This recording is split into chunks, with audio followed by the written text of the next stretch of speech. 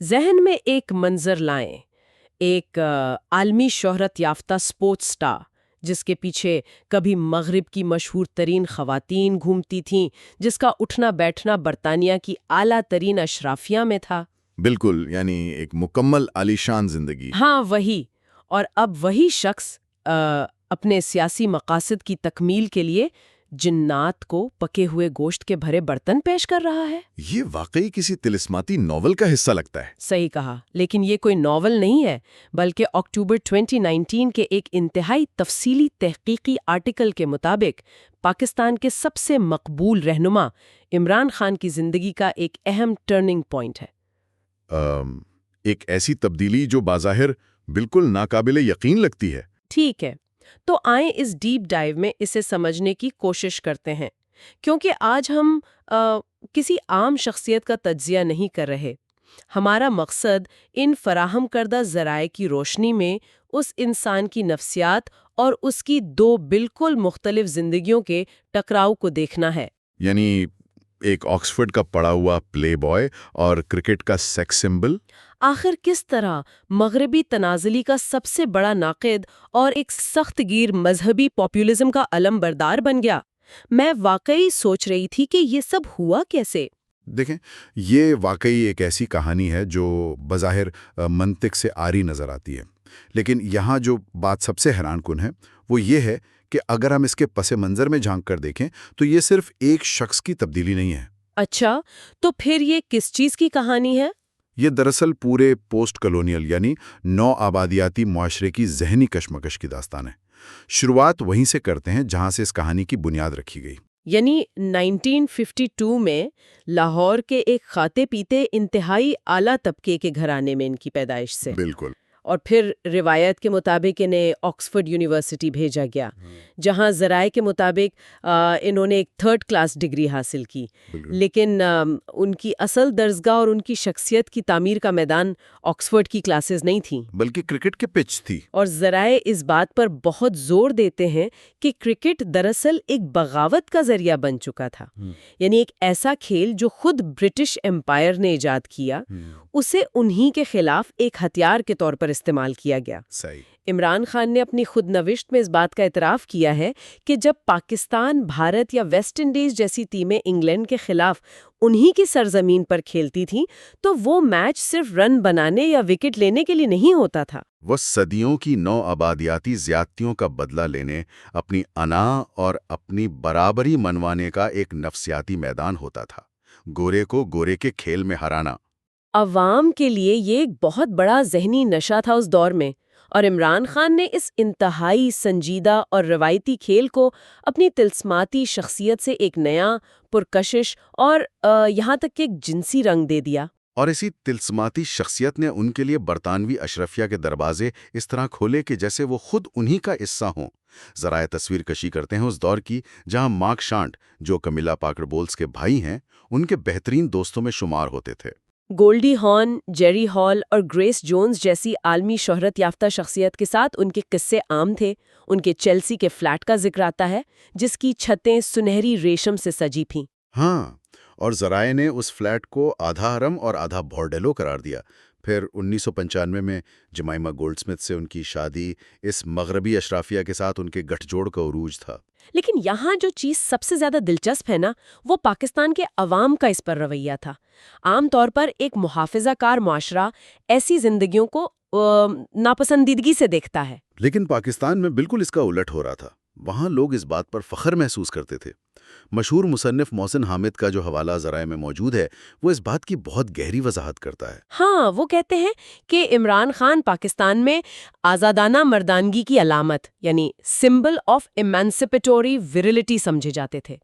ایک post colonial ذہن کے لیے یہ کتنی بڑی بات تھی کہ ان کا اپنا ایک نمائندہ انہی لوگوں کی دنیا میں جا کر انہیں شکست دے رہا ہے۔ وہ ایک طرح سے وہ ایلیٹ فینٹیسی جی رہے تھے جو ہر براؤن صاحب کا خواب ہوتی ہے۔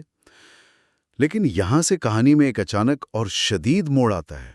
وہ شخص جو اس دنیا کی ہر اشائش اور توجہ کا مرکز تھا، وہ اچانک اس سب کو چھوڑ کر ایک ایسی خردار سیاسی وادی میں قدم رکھتا ہے جہاں کامیابی کا دور دور تک کوئی امکان نہیں تھا۔ بالکل، 1992 کا ورلڈ کپ اور شوکت خانم جیسا کینسر ہاسپٹل بنانے کے بعد 1996 میں پاکستان تحریک انصاف کی بنیاد رکھی جاتی ہے۔ اور یہاں سے ان کی زندگی کے تاریخ ترین اور تھکا دینے والے 22 سال شروع ہوتے ہیں۔ یہ 22 سال صرف سیاسی ناکامیوں کے سال نہیں تھے، یہ ایک گہری نفسیاتی ٹوٹ پھوٹ کا دور تھا۔ آئیں اس کی منطق سمجھنے کی کوشش کرتے ہیں۔ انہوں نے 1996 میں پالیٹکس شروع کی، کرپشن اور اسٹیبلشمنٹ کی مخالفت کے نام پر۔ لیکن اس وقت پاکستان کا مڈل کلاس اس پیغام کے لیے تیاری نہیں تھا۔ روایتی سیاست اور پیٹرنیج سسٹم یعنی دھارے بندی اور برادری کا نظام اتنا مضبوط تھا کہ انہیں پہلے انتخابات میں 0 نشستیں ملیں۔ اور 5 سال بعد صرف 1 نشست ملی، وہ بھی ان کی اپنی۔ 2013 آتے آتے جب وہ تھوڑی مقبولیت حاصل کر چکے تھے، تب بھی پی ٹی آئی صرف 35 نشستیں ہی لے سکی۔ ان مسلسل ناکامیوں نے اس شخص کی انا کو بری طرح مجروح کیا جو صرف جیتنا جانتا تھا۔ انہی دنوں میں ان کی 2 شادیاں ٹوٹیں۔ ان کی ذاتی زندگی ذرائع کے مطابق عذاب بن چکی تھی۔ وہ مسلسل دوستوں سے کہتے تھے کہ اگلی بار جب تم آؤ گے میں وزیر اعظم ہوں گا، لیکن 4 الیکشنز گزرنے کے بعد بھی منزل قریب نہیں تھی۔ اور اس شدید اکیلے پن اور نفسیاتی دباؤ میں ان کی پچھلی اہلیہ رحم خان کی کتاب کے الزامات سامنے آتے ہیں۔ اگرچہ ذرائع یہ واضح کرتے ہیں کہ یہ ایک انتقامی کتاب ہو سکتی ہے اور اس میں مبالغہ آرائی کا عنصر موجود ہو سکتا ہے، لیکن اس میں لکھی گئی باتیں ان کی اس دور کی گہری مایوسی کی طرف اشارہ کرتی ہیں۔ ہاں، ایک دن میں 6 گرام کوکین کا استعمال اور ایکسٹیسی جیسی ادویات کا ذکر یہ صرف عام گوسپ نہیں ہے۔ یہ ایک ایسے شخص کی تصویر کشی ہے جو اپنی منزل تک پہنچنے میں ناکام ہو رہا ہے اور اس ناکامی سے بچنے کے لیے نمایاں طور پر کسی نہ کسی اسکیپ روٹ کی تلاش میں ہے۔ صحیح ہے۔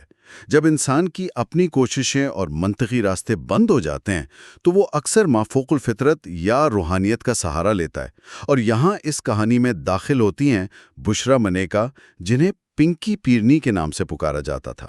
ذرا اس واقعے کے اثرات پر روشنی ڈالیں، کیونکہ منطقی دنیا سے روحانی دنیا کا یہ ملاپ بہت عجیب لگتا ہے مجھے۔ یہ بالکل ویسا ہی ہے کہ جب فزکس کے قوانین کام کرنا بند کر دیں تو انسان میٹا فزکس کی طرف دیکھتا ہے۔ بشرا مانیکا اس وقت پاکستان کے اعلیٰ طبقے میں ایک پوشیدہ روحانی شخصیت کے طور پر جانی جاتی تھیں، جو پردے کے پیچھے سے لوگوں کی رہنمائی کرتی تھیں۔ ذرائع جو تفصیلات بیان کرتے ہیں وہ واقعی کسی روحانی داستان سے کم نہیں۔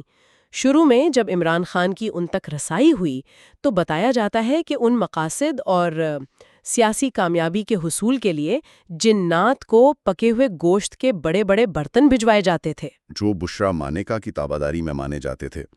لیکن جادو تب عروج پر پہنچا جب بشرا مانیکا نے ایک مشہور خواب دیکھا۔ ہاں وہ خواب۔ اس خواب میں یہ بشارت ہوئی کہ عمران خان صرف اس صورت میں وزیر اعظم بن سکتے ہیں جب وہ ایک انتہائی مخصوص خاتون سے شادی کریں۔ روایت ہے کہ پہلے ان کی بہن یا بیٹی کا ذکر کیا گیا، جسے انکار کر دیا گیا، اور پھر بشارت ہوئی کہ یہ منزل خود بشرا منیکا کی ذات سے جڑی ہے، جو کہ اس وقت 5 بچوں کی ماں اور ایک شادی شدہ خاتون تھیں۔ ایک عجیب اتفاق کہیں یا قسمت کا چکر کہ ان کے شوہر نے انہیں طلاق دی اور فیبروری 2018 میں ان دونوں کی شادی ہو گئی، اور پھر حیرت انگیز طور پر ٹھیک 6 مہینے بعد عمران خان پاکستان کے وزیر اعظم منتخب ہو گئے۔ یہ کرونالوجی اتنی حیرت انگیز ہے کہ کوئی بھی شخص آسانی سے ان تہمات یا روحانیت کا قائل ہو جائے۔ وزیر اعظم بننے کے ٹھیک 6 مہینے بعد۔ لیکن اس پوائنٹ پر آ کر ہمیں اس شخصیت کے تضاد یا کانٹرڈکشنز کو ڈیپلی اینالائز کرنا ضروری ہے۔ یہاں آ کر بات واقعی بہت دلچسپ ہو جاتی ہے۔ ذرائع نے سابق وزیر خارجہ ہنا ربانی خار کا حوالہ دیا ہے، جنہوں نے عمران خان کے اس عمل کو ڈاکٹر جیکل اور مسٹر ہائیڈ کا نام دیا۔ ایک وہ شخصیت ہے جو دن کے والے جلسوں میں کھڑی ہوتی ہے، نیا پاکستان اور ریاست مدینہ کی بات کرتی ہے، اور دوسری وہ جو رات کے اندھیرے میں ان روحانیت، خوابوں اور ایسے عقائد پر یقین رکھتی ہے جو ان کے پڑھے لکھے مغرب زادہ پس منظر سے بالکل مختلف ہے۔ یہاں عمران خان نے علامہ اقبال کے فلسفے خودی یعنی سیلف ریلائنس اور سیلف ریسپیکٹ کو ایک ڈھال کے طور پر استعمال کیا۔ انہوں نے پاکستانی اشرافیہ کے احساس کمتری پر حملہ کیا۔ ڈاکٹر جیکل اور مسٹر ہائیڈ کی تشبیہ یہاں اس لیے بھی مفید لگتی ہے کیونکہ یہ دوہرا معیار صرف ان کی ذاتی زندگی میں نہیں بلکہ ان کی پوری سیاسی آئیڈیالوجی میں نظر آتے ہیں۔ بالکل، خودی کا نظام انہوں نے ایک مثبت تعمیر کے بجائے مغرب کے خلاف ایک نفرت انگیز بیانیے کے طور پر ویپنائز کیا۔ ان کا پورا پولیٹیکل پروگرام کسی منطقی نظام پر کھڑا ہونے کے بجائے صرف اس بنیاد پر کھڑا تھا کہ ہم مغرب کی ذہنی غلامی نہیں کریں گے۔ ان کے حمایتی جیسے ذرائع میں مشہور گلوکار علی ظفر کا ذکر ہے، اس تضاد کو ڈیفینڈ کرتے ہوئے کہتے ہیں کہ یہ منافقت نہیں ہے بلکہ مشرق اور مغرب کے درمیان ایک بہت بڑی روحانی کشمکش ہے۔ علی ظفر کا ماننا ہے کہ عمران نے عالمی دنیا دیکھی ہے، اس لیے وہ اپنے لوگوں کو اس راستے سے بچانا چاہتے ہیں، لیکن مسئلہ یہ ہے کہ اس پورے پروسیس میں وہ مغرب کی جمہوریت، قانون کی حکمرانی اور فلاحی ریاست کے کانسیپٹس کو بھی مسلسل رد کرتے گئے۔ لیکن رکیے، یہاں مجھے اس تجزیے سے تھوڑا اختلاف ہے۔ کیا ہم سارا ملبہ صرف ایک شخص پر ڈال سکتے ہیں؟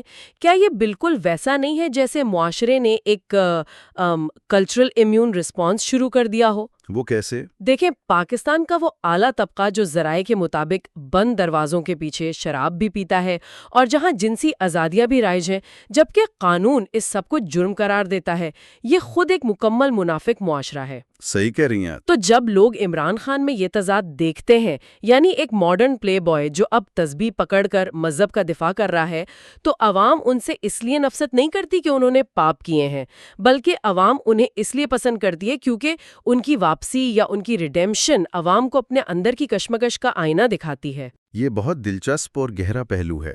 عوام نے ان کی مغربیت کو اس لیے معاف کر دیا کیونکہ انہوں نے واپس آ کر مغرب ہی کو گالیاں دینا شروع کر دیں۔ پاپولزم میں لیڈر وہی چلتا ہے جو سسٹم سے بغاوت کی نمائندگی کرے، چاہے وہ خود اسی سسٹم کی پیدائش کیوں نہ ہو۔ لیکن سیاسی حقیقتوں میں یہ پاپولزم ہمیشہ اکیلے پرواز نہیں کر سکتا، اور یہاں داخل ہوتا ہے پاکستان کی تاریخ کا سب سے بڑا مہرہ، پاکستان کی فوج اور اس کا پس پردہ کردار۔ ذرائع ہمیں 2013 کے انتخابات اور اس کے بعد کے اثرات کی طرف لے جاتے ہیں۔ حسین حقانی جو سابق سفیر ہیں، انہوں نے اس دوران ہونے والی سیاسی انجینئرنگ کو نان کو یعنی بغیر بغاوت کے بغاوت کا نام دیا ہے۔ اب اس اصطلاح کا ایکچوئل میکنزم سمجھنا بہت ضروری ہے، کیونکہ بغیر بغاوت کے فوج پاور میں کیسے آتی ہے؟ ہاں، یہ نان کو آخر آپریٹ کیسے کرتا تھا؟ کیونکہ 80 اور 90 کی دہائی کی طرح ٹینک سب سڑکوں پر نہیں آ سکتے تھے، ٹھیک ہے نا؟ بیٹھے بٹھائے مارشل لاء لگانے کا دور واقعی گزر چکا تھا۔ عالمی پابندیوں کا ڈر، IMF پر انحصار اور سوشل میڈیا کے اس دور میں فوج کو معلوم تھا کہ براہ راست اقتدار سنبھالنا خودکشی کے مترادف ہے۔ تو پھر انہوں نے کیا کیا؟ انہیں ایک فائر وال یا ایک مقبول پرکشش سویلین چہرے کی ضرورت تھی، ایک ایسی حکومت جو آگے کھڑی رہے، جو مہنگائی، پٹرول کی قیمتوں، شوگر مافیاز اور IMF کے $6 بلین کے خوفناک بیل آؤٹ پیکیجز کا غصہ اپنے سر پر لے۔ جبکہ اصل قوت اور فورن پالیسی پس پردہ اسٹیبلشمنٹس کے ہاتھوں میں رہیں۔ اور عمران خان کی شخصیت اس کام کے لیے بالکل پرفیکٹ تھی۔ ان کی اینٹی کرپشن اپیل، ان کے جوشیلی تقریریں، یہ سب فوج کے فائدے میں تھا۔ انہوں نے ایک ناپاک اتحاد قائم کیا جس نے پاکستان کے سیاسی منظر نامے کو بدل کر رکھ دیا۔ اور اس نئے اتحاد کی سب سے بڑی نمائش 2014 کے دھرنے میں ہوئی۔ ذرائع میں ایک تحریک انصاف کے نمائندے فرحان ورک کا ذکر ہے، جس نے بتایا کہ جب اسلام آباد میں پولیس نے آنسو گیس کے شیل فائر کیے اور ربر کی گولیاں چلائیں تو لوگ وہاں سے بھاگ رہے تھے۔ لیکن عمران خان کنٹینر پر ڈٹے رہے۔ یہ وہ مخصوص لمحہ تھا جس نے ان کے جوانوں میں، جنہیں بعد میں سوشل میڈیا پر ایک طبقے کی طرف سے مذاقاً یوتھیا بھی کہا گیا، ان کے دلوں میں یہ مترکز کر دیا کہ یہ عالمی ستارہ ہمارے لیے گولیاں کھا رہا ہے۔ یہ کوئی چھوٹی بات نہیں تھی۔ انہوں نے زمینی کوشش سے اپنے پیروکاروں میں ایک کلٹ لائک ڈیووشن پیدا کر دی تھی۔ ایک طرف فوج کی پیٹھ تھوکی جا رہی تھی اور دوسری طرف عوام نے خود کو آخری مسیحا ثابت کیا جا رہا تھا۔ اور اس خود اعتمادی کا اثر صرف پاکستان تک محدود نہیں تھا۔ ذرا اس میٹنگ کے بارے میں بتائیے جب وہ امریکہ میں ڈونلڈ ٹرمپ سے ملے تھے۔ ہاں، ذرائع میں ان دونوں کے درمیان ہونے والی حیرت انگیز ذہنی ہم آہنگی کو بہت ہائی لائٹ کیا گیا ہے۔ ٹرمپ اور عمران خان کی ملاقات دراصل دو پاپولسٹس کا آمنا سامنا تھا۔ دونوں کا مزاج ایک جیسا تھا، دونوں روایتی میڈیا کو بائی پاس کر کے براہ راست اپنے حمایتیوں سے بات کرنے پر یقین رکھتے تھے۔ دونوں کو عظیم لیڈر بننے کا شوق تھا اور دونوں ہی سسٹم کے اندر رہ کر سسٹم کی تباہی کی بات کرتے تھے۔ ٹرمپ نے انہیں بہت سراہا اور یہاں تک کہ کشمیر کے مسئلے پر ثالثی کی پیشکش کر دی، جس نے پاکستان میں عمران خان کے سپورٹرز کو اس فارقانہ خوشی میں مبتلا کر دیا کہ خان صاحب نے دنیا فتح کر لیے۔ لیکن یہاں محسن حمید کی وہ پیشگوئی سچ ثابت ہونے کا وقت قریب آ رہا تھا۔ وہ پیشگوئی یہ تھی کہ ایک مقبول لیڈر کو لگنے لگتا ہے کہ وہ فوج سے زیادہ بہتر جانتا ہے، اور یہی خان صاحب کی طاقت تھی جو ان کی سب سے بڑی کمزوری بن گئی۔ صحیح کہا نا میں نے؟ بالکل۔ علی ظفر نے ایک واقعہ کا ذکر کیا ہے ذرائع میں کہ جب عمران خان الیکشن ہارنے کے بعد اسپتال میں بیڈ پر تھے، ان کا جسمانی توازن ٹھیک نہیں تھا، لیکن ان کے ہاتھ میں کرکٹ کی بال تھی اور وہ مسلسل اس ضد پر آ رہے تھے کہ ہم جیتیں گے۔